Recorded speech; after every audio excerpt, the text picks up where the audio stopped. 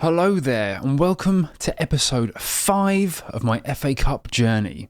Where was I off to this time? Well, technically, nowhere.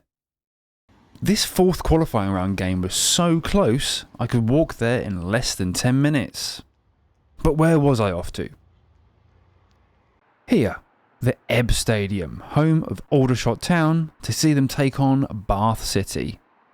I was a bit early, so I popped to the local pub for a pint and a programme. I got talking to a couple of Bath City fans in the pub and they were explaining to me how their squad was pretty decimated by injuries and they'd be happy with a replay. One of them, a chap called Ivor, was telling me about how he used to live in Sheffield for around 15 years and during that time he played against both Hallam and Farsley Celtic, who I saw play against each other back in the second qualifying round. He also played against the late great Emlyn Hughes in the twilight of Emlyn's career. That's a pretty cool claim to fame, especially for me to hear as a Liverpool fan. After another pint, it was time to head back over the road and through the turnstiles.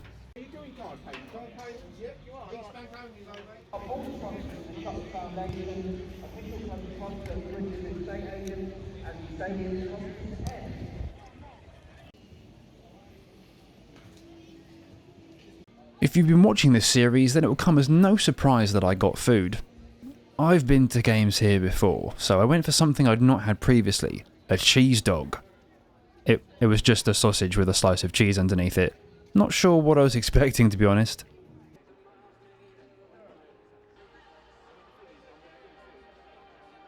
There was a pretty good turnout from the travelling supporters, eventually being outnumbered by them where I was, which was a home supporters section, but never got that full being uncovered.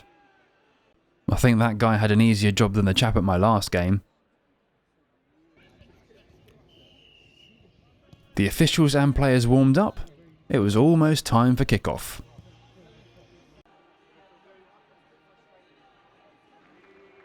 The team's out, a few last minute words of inspiration, and we were off. Aldershot currently play in the National League, which is the 5th tier, while Bath play in the National League South, one division below in the 6th tier. The home side had the better of the opening exchanges, however, there was nothing to write home about.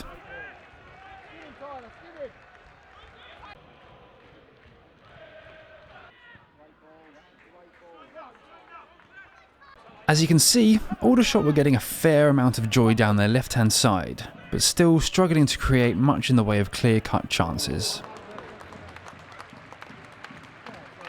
A break in play for an injury gave the players a chance to rest, while I wanted a rest from this half. It was not good.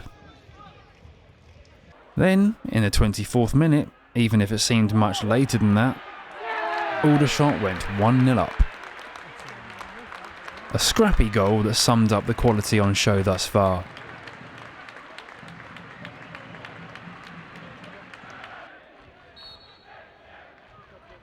A half chance at best for Bath as Aldershot struggled to clear their lines, while the rest of the half was more foiled attacks, mostly down the left for the home side. A corner for Bath came to nothing, but they weren't out of it yet. The dreaded short corner, an attacking defender's nightmare. Just put it in the box! And with that, the first half was done.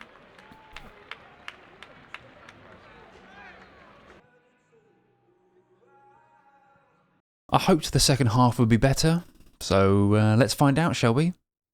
The players back out and play was resumed. I'd say it was maybe a 10% increase in quality at best to start off with. The odd save here and there, but it needed something to spice up proceedings. And that's precisely what happened in the 58th minute, when a last-ditch challenge was mistimed by an Aldershot defender, leading to a straight red card. Off he went down the tunnel for an early shower, and the shots would have to play the last half an hour or so a man down. Bath had a decent chance to equalise from the resulting free kick, but weren't able to convert. Aldershot were holding their own, however, still causing threats to Bath's goal. But the away side were looking the more likely to score. And so they did.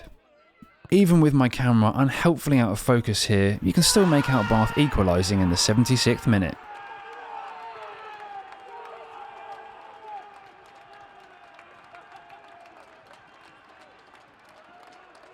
It had been coming. The away fans were loving it. Could we see a minor upset today? Both teams had debatable penalty / dangerous free kick shouts waved away. And while neither side was dominating, Bath did look the most likely to get a winner. With less than 10 minutes plus injury time left, could either side nick it?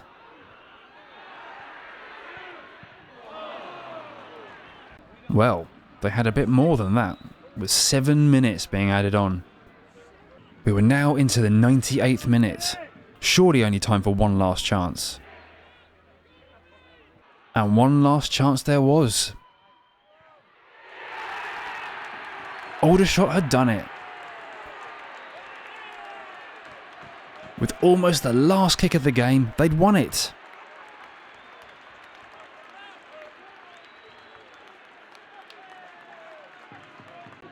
The home fans were loving it, while the Bath players were distraught.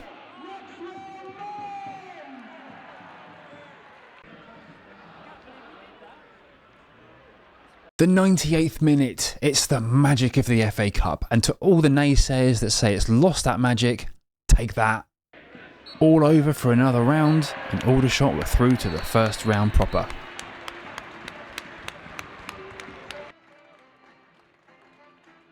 Time for me to make the shortest of journeys home, admittedly via Lidl as I needed a few bits, and another round done.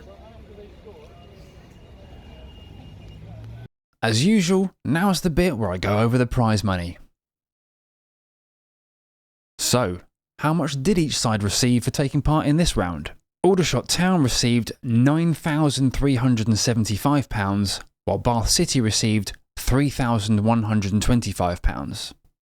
Both of those figures are a 67% increase on the prize money in the previous round. Also, if we compare the prize money from this, the last of the qualifying rounds, against the very first round, the extra preliminary round, the prize money increase between then and now is 733%.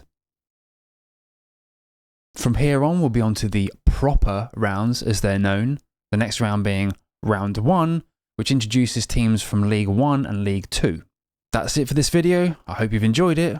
Have a good one, and I'll catch you next time.